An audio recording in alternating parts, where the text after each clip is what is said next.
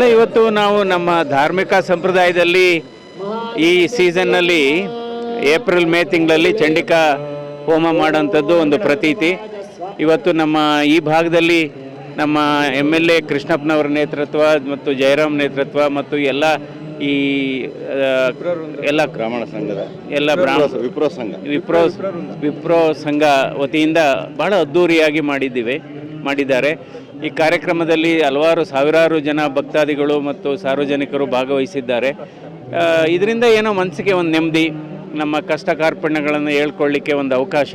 So ಅದರಿಂದ ಈ ಧಾರ್ಮಿಕ ಪದ್ಧತಿಗಳು ಹೀಗೆ ಮುಂದುವರಿಬೇಕು. ಯಾಕೆಂದರೆ ಮುಂದಿನ ಪೀಳಿಗೆಗೆ ಇದ್ರ ಬಗ್ಗೆ ಒಂದು ಮಾಹಿತಿ ಇರಬೇಕಾಗುತ್ತೆ, ಜಾಗೃತಿ ಇರಬೇಕಾಗುತ್ತೆ.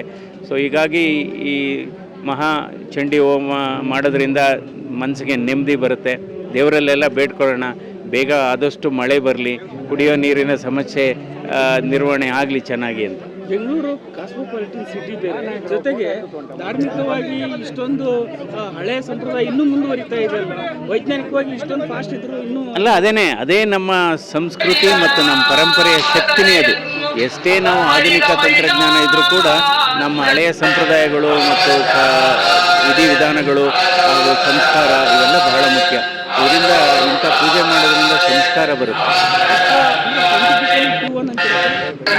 ಅಲ್ಲ, ಈಗ ನಾವು ದೇವರಲ್ಲಿ ಒಂದು ಪ್ರಾರ್ಥನೆ ಮಾಡೋದ್ರಿಂದ ಪ್ರಾರ್ಥನೆ ಒಂದು ಶಕ್ತಿ, ಅದೇ ಒಂದು ಆತ್ಮವಿಶ್ವಾಸ ಬರುತ್ತೆ. ಆತ್ಮವಿಶ್ವಾಸದಿಂದ ನಮಗೆ ಸ್ಫೂರ್ತಿ ಸಿಗುತ್ತೆ.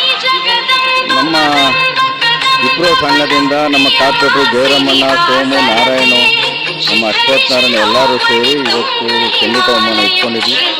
ಕ್ಷೇತ್ರದ ನಮ್ಮ ಲೋಕಸಭಾ ಸದಸ್ಯರು ಬಂದಿರೋ ನಮಗೆಲ್ಲ ಅತ್ಯುತ್ತಮವಾದಂಥ ಸಂತೋಷ. ಊರಿಗೆ, ಕ್ಷೇತ್ರಕ್ಕೆ, ರಾಜ್ಯಕ್ಕೆ, ರಾಷ್ಟ್ರಕ್ಕೆ, ನಮ್ಮ ಪ್ರಧಾನಮಂತ್ರಿಗಳಿಗೆ ದೇಶವನ್ನು ಆಳುವಂಥ ಶಕ್ತಿ ಇನ್ನೂ ಜಾಸ್ತಿ ಕೊಟ್ಟು ಇಸ್ರೇಲ್, ಇರಾನ್ ಮತ್ತು ನಮ್ಮ ಎಲ್ಲ ಯುದ್ಧಗಳ ನಿಂತು ದೇಶಕ್ಕೆ ಒಳ್ಳೆಯದಾಗಲಿ ಅಂತ ಪೂಜೆಯನ್ನು ಮಾಡ್ತೀವಿ.